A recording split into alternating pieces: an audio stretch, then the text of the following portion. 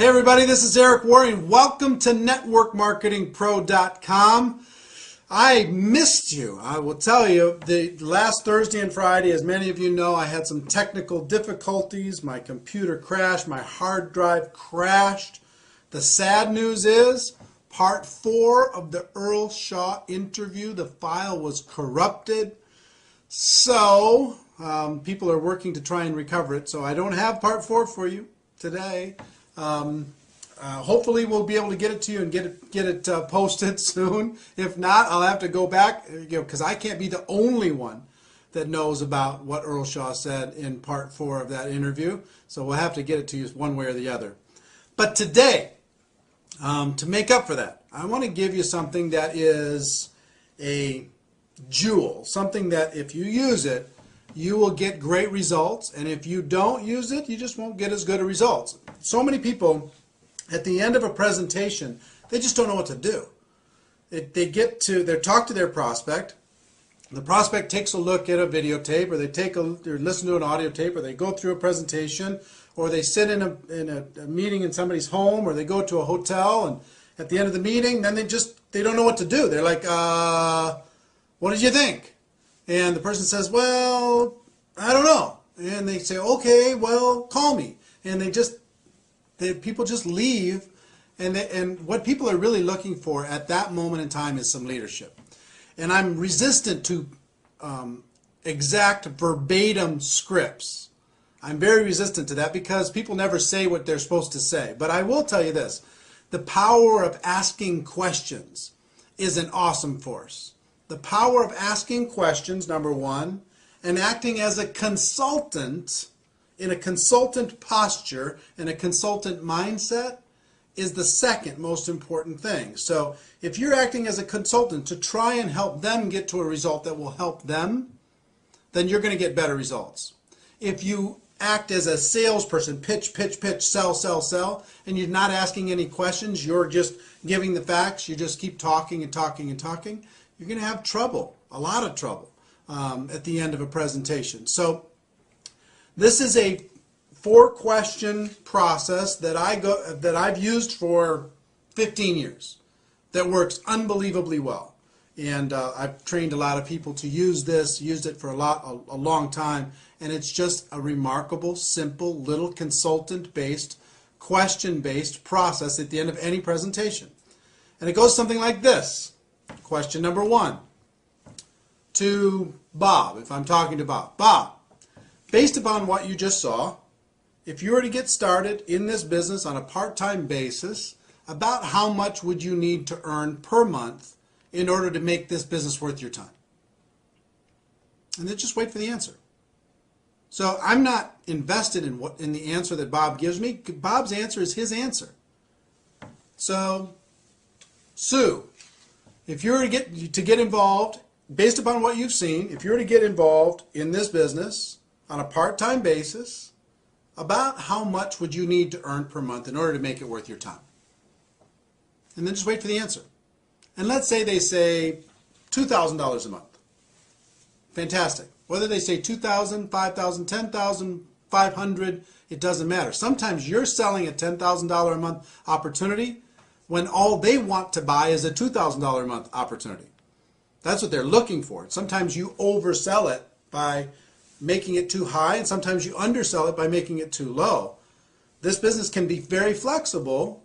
This profession can be very kind of flexible for different people, for different circumstances, but you can make it rigid sometimes. Oh, you can make $1 million a year. Like we talk about people who make $1 million a year on Network Marketing Pro. We don't talk about the people who are making $1 million a year just because we're trying to sell only that. All I'm saying is if you're making $1 million a year or better, that's kind of it's a big dividing line. I mean, you really have to know your stuff in order to be able to make that kind of money. But anyway, in other words, you don't tell them what the opportunity can be for them. Let them tell you what the opportunity would be, what would be exciting for them. So question number 1, so-and-so, based upon what you've just seen, if you were to get started on a part-time basis, about how much would you need to make per month in order to be able to make it worth your time? Wait for the answer. Let's say they say $2,000. Fantastic. Question number 2. About how many hours per week do you think you could dedicate to building this business in order to be able to make that $2,000 a month? And wait for the second answer. About how many hours per week do you think you could dedicate in order to be able to develop a $2,000 a month income with this business? And wait for the answer. They give you the answer. Let's say they say 8 hours a week. Fantastic. Question number 3. About how many months would you be willing to work those 8 hours a week in order to develop a $2,000 passive residual income? About how many months? And wait for the answer again. About how many months would you be willing to work your 8 hours a week in order to develop your $2,000 monthly passive income? And wait for that answer. So you're going to get let's say they say 6 months. Then, and sometimes you're going to get unreasonable expectations. But let's say they say 6 months, which is reasonable. Depends on your opportunity. And again, I'm talking generically here. It's very difficult to get specific inside of any one company or any one opportunity. But let's say that that's reasonable inside your company. If someone were to be dedicated, working 8 hours a week for 6 months, focused time, and they were very coachable, that they could develop a $2,000 monthly income. Okay, let's say that that was reasonable. If it's reasonable, then you go to question number 4. Let's say it's not reasonable for a second. Let me go, and just say, because this will happen. Let's say you ask question number 1. They'd say $10,000. I'd like to make $10,000. That's what I'd need in order for this to be worth my time. How many hours would you be willing to commit to do that? I'd be willing to commit 2 hours a week. And how many months would you be willing to commit 2 hours a week? I'd be willing to commit 2 months.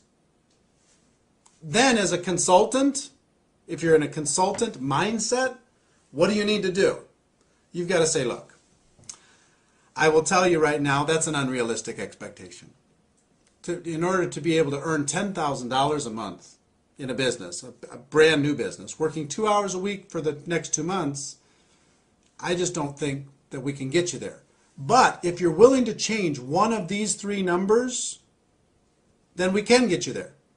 You either have to change the 10,000 and make it lower, or you have to change the hourly and make it more hours per week, or you have to change the month and decide to give it more months. But if you're willing to change one of those numbers, or maybe 2 of the 3 numbers, then I can show you how to get there. But if you're not willing to do that, you know what, this probably isn't for you. You probably have other things that you could do. So coach them to be able to set reasonable expectations based upon one of those 3 things. Okay, so you understand? And you will gain more credibility when you say, you know what, this probably isn't for you, and you coach them into a reasonable expectation by saying you're going to have to change one of those 3 numbers. You'll gain way more credibility than you'll say, okay, fine, great, just join. That doesn't give you any credibility at all. If you let them know that, if somebody tells you can make $1 million a year and you can do it, you can make $100,000 a month and you can do it in your first 90 days and you could do it working 10 hours a week, does that buy you any credibility? It doesn't. Even if they sign up, it doesn't buy you any credibility. So question number 1, how much money per month, in order to be able to make it worth your time? Number 2, how many hours per week would you be willing to commit in order to develop that income? Number 3, how many months would you be willing to work those hours per week in order to be able to develop that income? So let's say that those are reasonable. Then question number 4 is really simple. I would just say, look, if I could show you how to get that $2,000 monthly income, working 8 hours a week, focused time, you'd have to be really coachable, over the course of the next 6 months, is there anything else you need in order to get started? Anything else you need to know in order to be able to get started? And just wait for the answer. And I promise you, 90% of the time they say, you know what, if that can happen, I'm ready to go. Because you have let them, by asking questions, you have let them create a reality that they could get excited about. Some people are going to shock you. You think that they're going to want $5,000 a month, and all they want is $500. You don't know that they just sat, with their spouse talking about bills, and they just need to make some credit card payments. So you're selling $5,000 a month, $10,000 a month, $4,000 a month, $2,000 a month, and all they want to buy right now is $500 a month. So instead of trying to sell something and you don't know what they want to buy, ask them what they want to buy.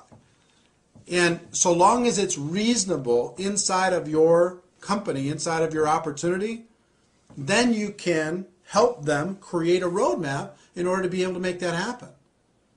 So if somebody's really ambitious and say, you know what, I've got to make something happen.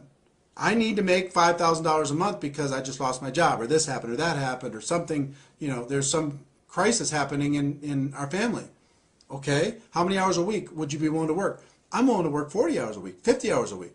I'm willing to do whatever I need to do in order to be able to make it happen. And how long would you be willing to work that in order to be able to make it happen? I need to make it happen pretty fast. I got to make it happen in 90 days. So long as that's reasonable and they're willing to work really, really hard and they're coachable, then you can lay out a game plan for them and say, okay, look, if I can show you how to make that $5,000 a month, working 40, 50, 60 hours a week over the course of the next 90 days, would you be ready to get going? And just wait for the answer. You're acting as a consultant. You're acting as a friend. You're acting as a coach. And if their expectations are unreasonable, then you need to say, you know what, this isn't for you. Sorry. If it is reasonable, then you ask them the question, you help them get started, and then you create a game plan for them that is reasonable in order to be able to make that expectation come to life. I will tell you, if you will utilize this, we haven't talked a lot on Network Marketing Pro about scripts, and this is more about a concept than anything else. Be acting as a consultant, acting as a coach, not acting as a salesperson. If you focus on this concept, it will be worth its weight in gold. So, I know I missed you on Thursday and Friday. I hope this made up for it. Ladies and gentlemen, I will tell you this. My wish for you is that you decide to become a network marketing professional, that you decide to go pro. It is a fact that we have a better way. Now let's go tell the world. Everybody have a great day, and I'll see you tomorrow. Bye-bye.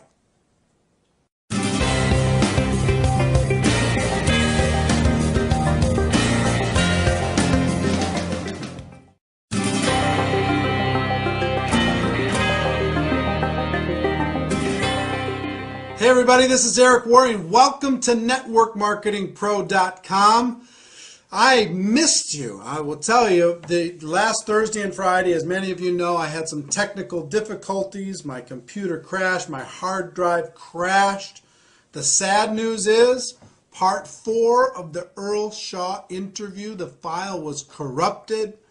So, people are working to try and recover it. So I don't have part 4 for you today. Hopefully we'll be able to get it to you and get it posted soon. If not, I'll have to go back, because I can't be the many people at the end of a presentation, they just don't know what to do. They talk to their prospect. The prospect takes a look at a videotape, or they listen to an audio tape, or they go through a presentation, or they sit in a meeting in somebody's home, or they go to a hotel, and at the end of the meeting, then they don't know what to do. They're like, only one that knows about what Earl Shaw said in part 4 of that interview. So we'll have to get it to you one way or the other. But today, to make up for that, I want to give you something that is a jewel, something that if you use it, you will get great results, and if you don't use it, you just won't get as good a results. So what did you think? And the person says, well, I don't know. And they say, okay, well, call me. And people just leave, and what people are really looking for at that moment in time is some leadership. And I'm resistant to exact verbatim scripts.